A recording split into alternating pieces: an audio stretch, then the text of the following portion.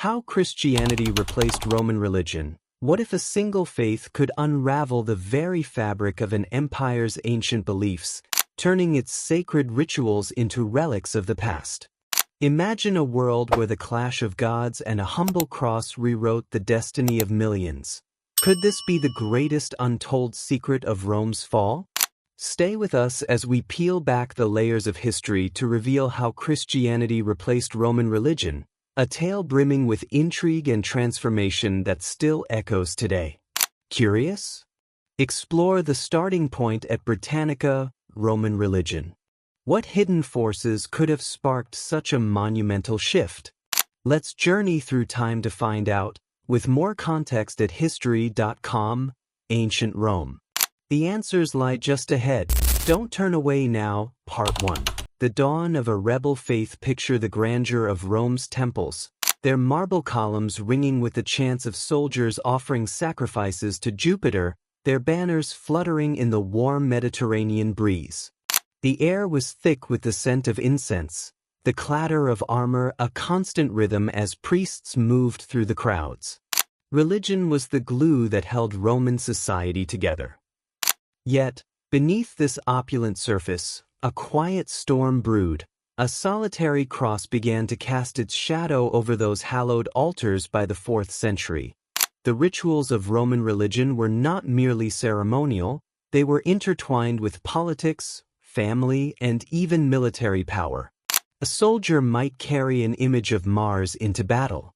A senator might consult the augurs before casting a crucial vote. Cicero, in De Natura Deorum, observed that religion was necessary to maintain public order. And yet, Christianity refused to conform. It offered no sacrifices to the emperor, no allegiance to the gods of war or wealth.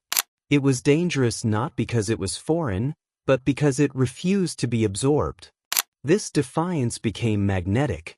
As Roman religion grew stale to many, Christianity offered personal salvation, moral clarity, and above all, a hope that transcended empire. Why did the mighty gods of Rome, once invincible, start to fade into obscurity? Was it neglect, dissatisfaction, or something deeper?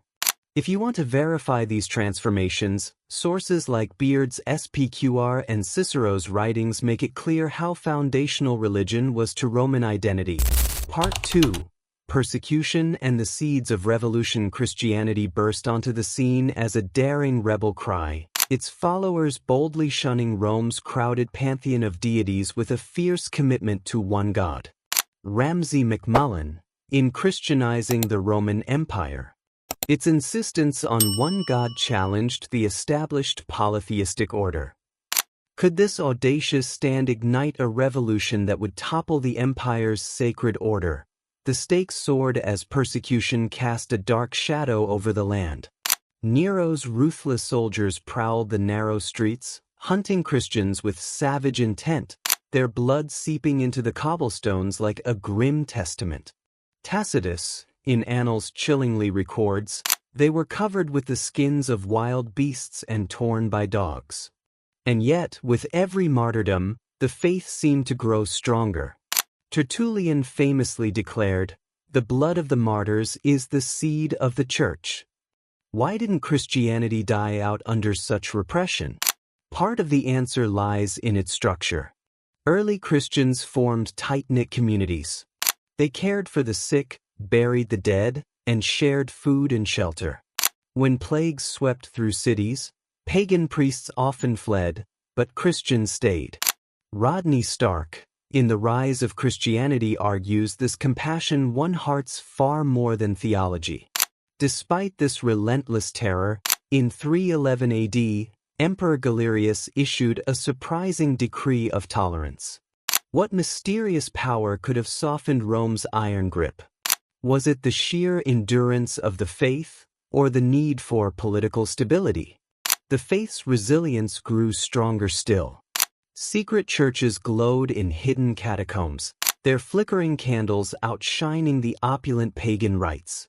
Peter Brown, The Rise of Western Christendom, marvels. It was a network of resilience that defied all odds. Want to fact-check the edict's text or timeline? You can consult Galerius's edict via translations available at early Christian writings. Part 3.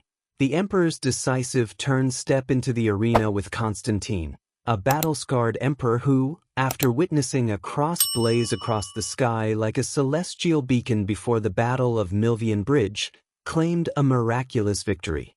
In 313 AD, he signed the Edict of Milan, a groundbreaking decree to legalize Christianity across the vast expanse of the empire. Eusebius, Life of Constantine, recounts, he saw a divine sign that guided his path through the chaos of war. Even as Constantine legalized the faith, he continued to straddle two worlds, honoring Sol Invictus on coins while funding basilicas for Christian worship. His mother, Helena, journeyed to the Holy Land, seeking relics of Christ's life. Her discoveries, like the true cross, became powerful symbols in the empire's Christian rebirth. By 380 AD, Emperor Theodosius took a bolder stride, declaring Christianity the sole state religion and outlawing pagan worship with a sweeping edict. Edward Gibbon, in The Decline and Fall of the Roman Empire, observes, the old religion was extinguished by the force of law. If you want to examine how Roman laws began reflecting Christian ethics, check out the Codex Theodosianus, preserved in Latin with translated summaries. The wild revelry of Saturnalia morphed into the serene Christmas. Baptism replaced public rites of passage. Roman statues yielded to Christian icons. Rodney Stark notes, it adapted its practices to conquer hearts. Part 4.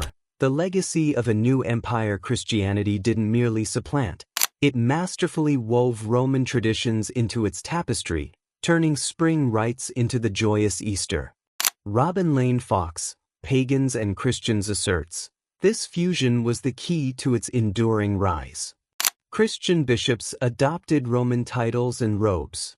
Churches mimicked the layout of Roman basilicas, long halls with apses, ideal for gatherings. The Latin language became the vehicle of scripture and theology. Saints replaced demigods.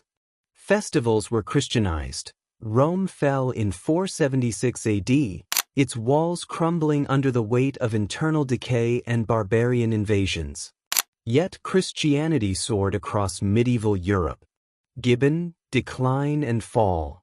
The Church rose on the ruins of the state. Want to explore Rome's religious architecture from this period? The BBC History on Ancient Romans offers virtual reconstructions.